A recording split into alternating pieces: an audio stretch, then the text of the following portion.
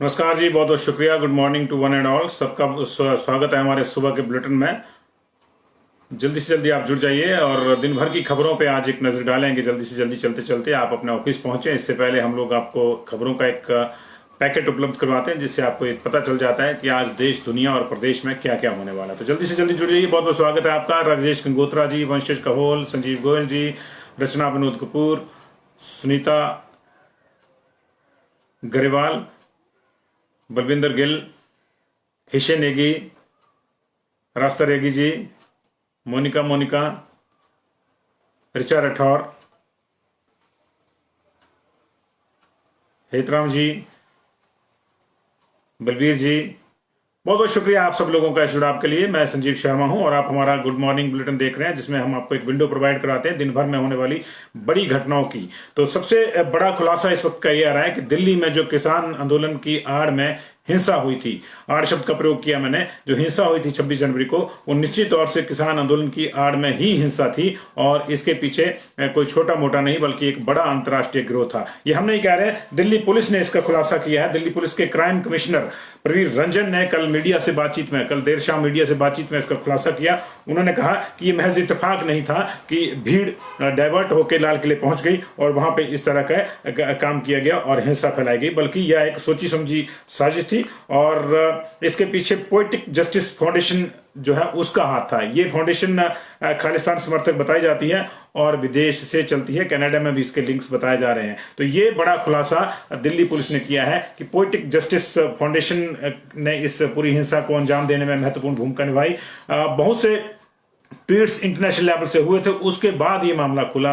जानी मानी pop star Rihanna ने एक ट्वीट किया कि हम इस बारे में क्यों बात नहीं करते। उसके बाद पर्यावरणविद ग्रेटा थनबर्ग ने इस पे ट्वीट किया और उसके बाद ट्वीट्स की बात चल गई। एक तरह से ट्विटर पे युद्ध छिड़ गया भारत और इस पूरे मामले में भारत के बाहर रहने वाले लोगों के बीच। सेलिब्रिटी का ये युद्ध जो है वो दिल्ली पुलिस के लिए एक बड़ा कामयाबी लेकर आया। दिल्ली पुलिस को जब इस पे शक हुआ तो उन्होंने एफआईआर दर्ज करी। केंद्र ने इस पे हस्तक्षेप किया। केंद्र सरकार ने बकायदा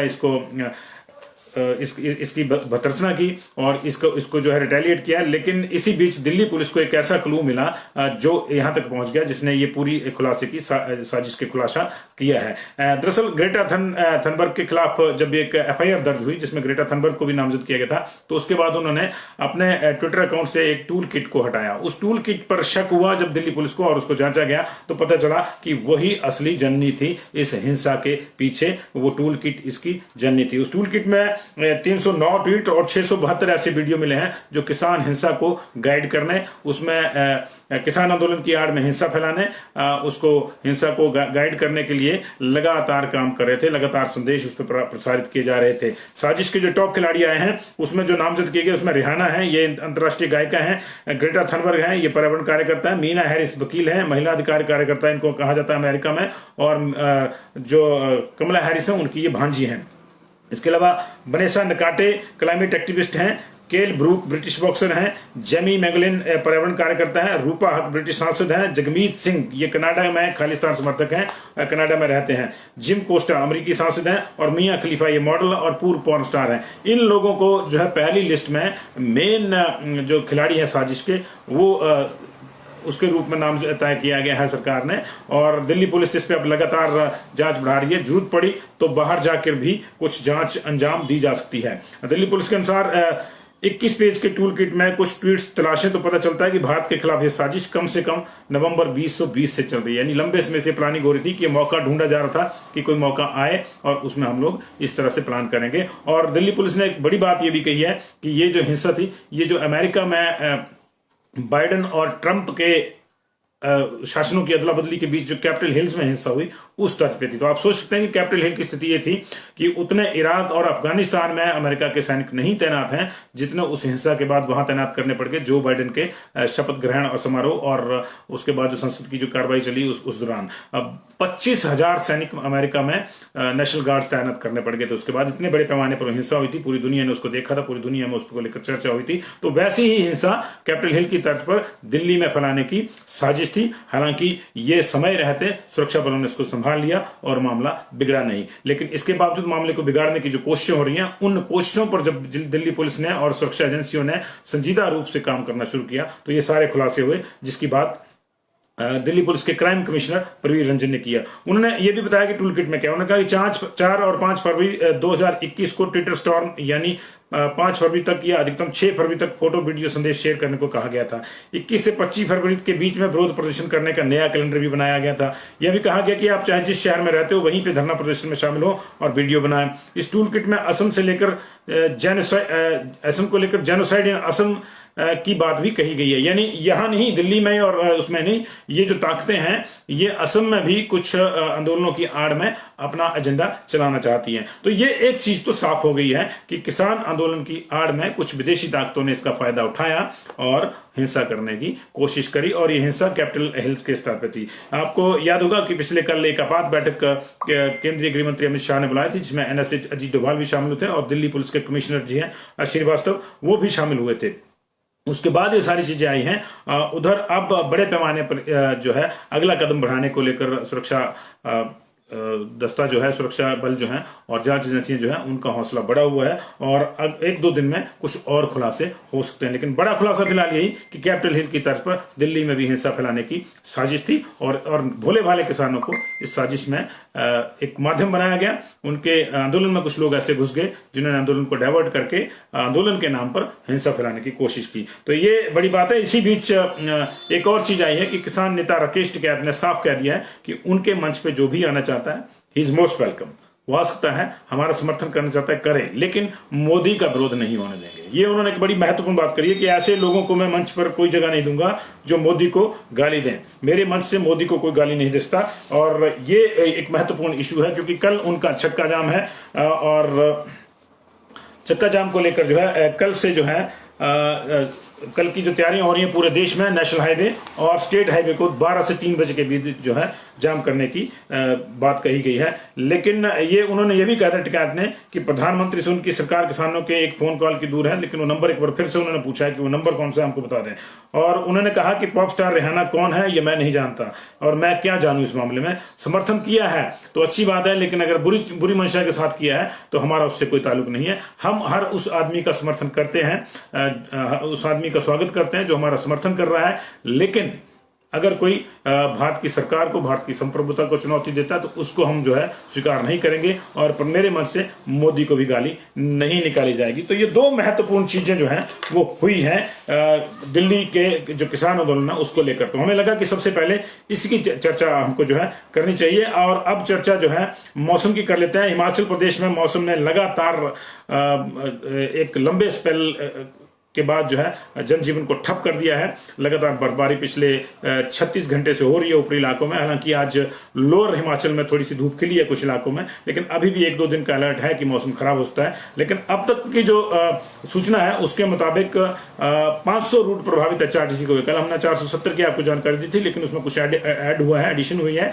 470 के बजाय 500 रूट बंद है और लगभग 300 सड़कें, 289 सड़कें जो है वो बंद हैं। इसमें 4 नेशनल हाईवे भी शामिल हैं और माफ कीजिएगा इनमें जी बिल्कुल ये रामपुर और शिमला वाला, मनाली और लेह वाला ये तो डिसरप्ट ही रहेगा निश्चित तौर पे, और जलोड़ी वाला जो है, जलोड़ी मनाली वाला, कुल्लू वाला जो है वो भी बंद हो गया है। और 3 NH और 1 स्टेट हाईवे शामिल है इसमें। सबसे अधिक जो सड़कें बंद हुई हैं वो 120 सड़कें लाहौल स्पीति जिला में अवरुद्ध हैं। शिमला में 80 सड़कें अवरुद्ध हैं। मंडी में 55 सड़कें अवरुद्ध हैं। कुल्लू में 34 सड़कें उपलब्ध हैं। चंबा और सिरमौर में 8-8 सड़कें बंद हैं। इसके अलावा जिला कुल्लू में NH3 और NH305 अवरुद्ध हैं।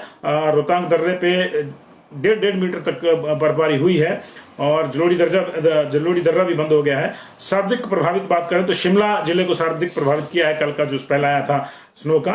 शिमला अर्बन में 10, रूरल में 4, चौपाल में 15, ठियोग में 9, रोडू में 21, रामपुर में 4, कुमारसेन में 8 और डोडरा कुआर में 6 सड़कें बाधित हुई हैं और HRTC के 500 रूट प्रभावित हुए हैं। इसके अलावा 611 ट्रांसफार्मर खराब हो गए हैं। पहले हमने 479 का आपको शायद आंकड़ा दिया था, 611 ट्रांसफार्मर के खराब होने की बात है। देर रात तक कुछ और ट्रांसफार्मर छिटक गए और इस वजह से ऊपरी हिमाचल के अधिकांश हिस्सों में और जनजातीय क्षेत्रों में रात से ही बिजली गायब है और अंधेरा छाया हुआ है। यानी एक तो हैवी बर्फबारी और ऊपर से अगर किसी ने हीटर का ही सहारा था किसी के पास तो वो भी छूट गया क्योंकि बिजली नहीं है। तो ऐसी स्थिति में दिक्कतें और बढ़ जाती हैं। माइनस में पारा चला गया है केलंग का, कल्पा का, उदय माफ कीजिएगा काजा का, ये माइनस में पारा चल रहा है। भरमौर का पारा भी जो है रात को माइनस में नोटिस किया गया।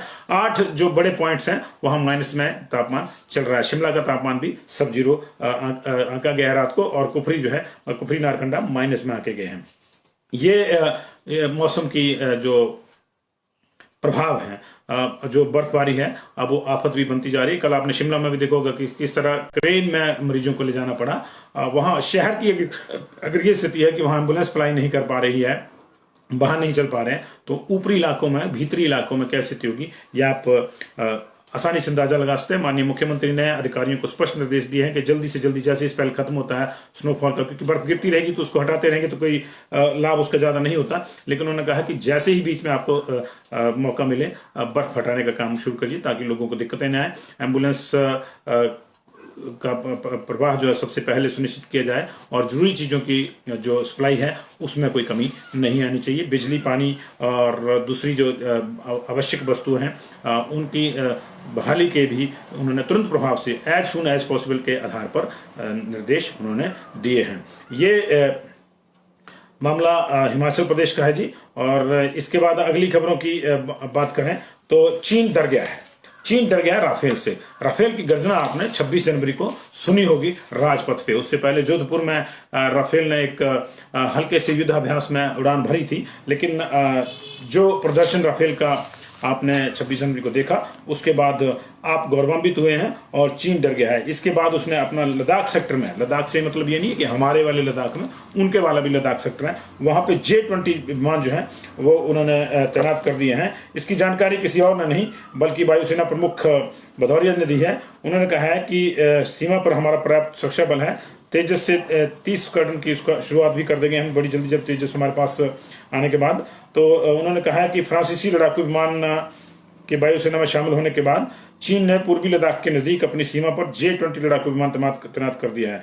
उन्होंने कहा कि इस हालात को लेकर दोनों देशों के बीच बातचीत चल रही है, जिससे जहां जितने सुरक्षा बलों की जरूरत है हमने वहां तैनाती की है, और बाकी सब कुछ वार्ता की प्रगति पर निर्भर करता है। अगर पीछे हटने की प्रक्रिया होती है तो ये अच्छा होगा, लेकिन अगर कोई नए हालात उत्पन्न होते हैं तो हम उससे निपटने के लिए पूरी तरह से तैयार हैं। तो चीन J-20 तैनात कर रहा है राफेल के से निपटने के लिए। लेकिन फिर भी आपको बता दें, हालांकि दोनों एक ही जनरेशन के प्लेन हैं, जनरेशन 5 के आसपास इनको आंका जाता है, लेकिन राफेल J-20 से उन्नत किस्म का प्लेन है। तो निश्चित तौर से ये समस्या तो होनी ही थी। हिमाचल प्रदेश में अब बात कोविड की भी कर लेते हैं।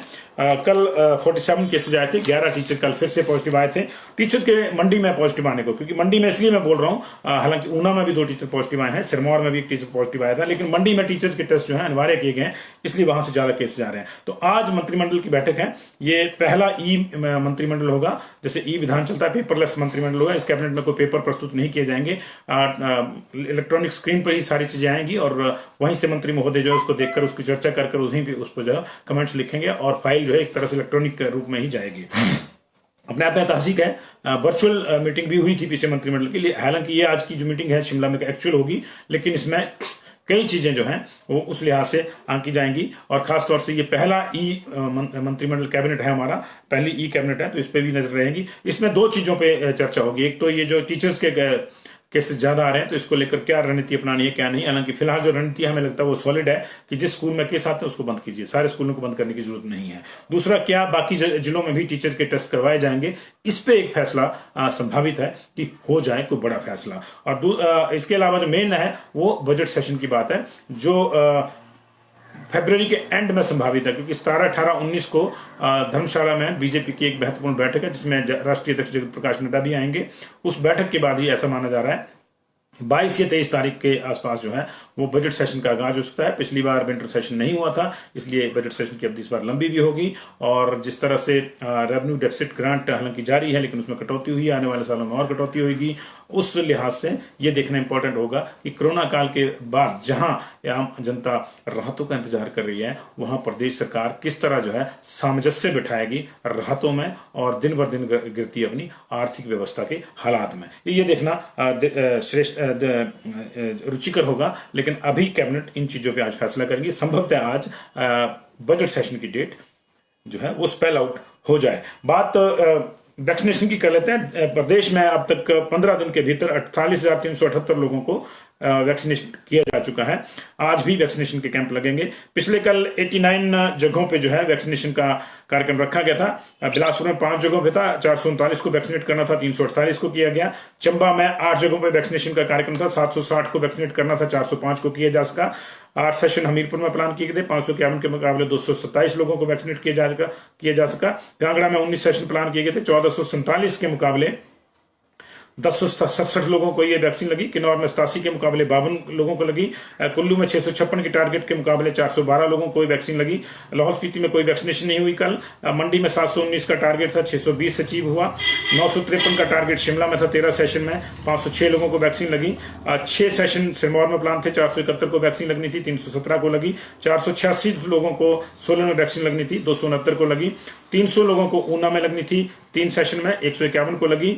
और कुल मिला के 6,809 का टारगेट था, 4,434 लोगों ने जो है वो कल वैक्सीन लगवाई। आज 5 तारीख है जी, 5 फरवरी। और ये दिन मैं आपको बता दूं कि इसलिए हम इसकी चर्चा कर रहे हैं कि आज 2 बड़े जो स्टार्स हैं, खेल स्टार, उनका जन्मदिन है जी। आज 2 बड़े खेल स्टार का जन्मदिन है और इस चीज को मैं आपके समक्ष रख रहा हूं। फुटबॉल का जब नाम आता है तो लियोनेल मेसी, क्रिस्टियानो रोनाल्डो और नेमार का नाम आता है। तो आज रोनाल्डो और नेमार का बर्थडे है जी। पहली बात रोनाल्डो की करते हैं। फुटबॉल के इन दिग्गजों का जो है आज जन्मदिन है और आज ही के दिन 2 का जन्म हुआ। 1985 में पुर्तगाल के गरीब परिवार में क्रिस्टियानो रोनाल्डो का जन्म हुआ था और 1952 में आज ही के दिन ब्राजील के गरीब परिवार में नेमार जूनियर का जन्म हुआ था। तो ये दोनों का जन्मदिन है, इनको बहुत बहुत मुबारकें। और दूसरी बात, 11 महीने के बाद देश में अंतर्राष्ट्रीय क्रिकेट लौट रही है। 11 महीने के बाद, पूरे 11 महीने के बाद देश में अंतर्राष्ट्रीय क्रिकेट लौट रही है। लास्ट मैच जो है आयरलैंड और अफगानिस्तान के बीच ग्रेटर नोएडा में हुआ था, ये T20 मैच था और उसके बाद कोरोना काल आ गया। और हालांकि इस बीच में ऑस्ट्रेलिया में हमने एक सीरीज खेली, उसको जीता भी। इंग्लैंड के साथ अब से कुछ ही देर में चेन्नई में चेपॉक स्टेडियम में टेस्ट मैच शुरू होने वाला। 4 टेस्ट मैचों की श्रृंखला का ही पहला टेस्ट है। 2 चेन्नई में खेले जाएंगे, 2 अहमदाबाद में खेले जाएंगे। 2 ही वेन्यू जो है इन पूरी सीरीज के लिए जो फाइनल किए गए हैं, क्योंकि कोरोना का भी कोविड का भी थोड़ा असर जो है महसूस किया जा रहा है। तो लेकिन फिर भी लंबे समय बाद अगर इंटरनेशनल क्रिकेट इंडिया में लौटा है तो उसका स्वागत करना चाहिए। होपफुली ऑस्ट्रेलिया का जो प्रदर्शन टीम इंडिया का है वो इंग्लैंड के खिलाफ अपनी घरेलू पिचों पर भी जारी रहेगा। अभी इतना ही। देश और दुनिया की बाकी खबरों के साथ लगातार दिन में मुलाकात होती रहेगी। शाम को 7 बजे फिर से मिलेंगे एक स्पेशल बुलेटिन के साथ और रात 9:30 बजे प्राइम टाइम पे जरूर मिलेगा। देखते रहिए पंजाब केसरी टीवी।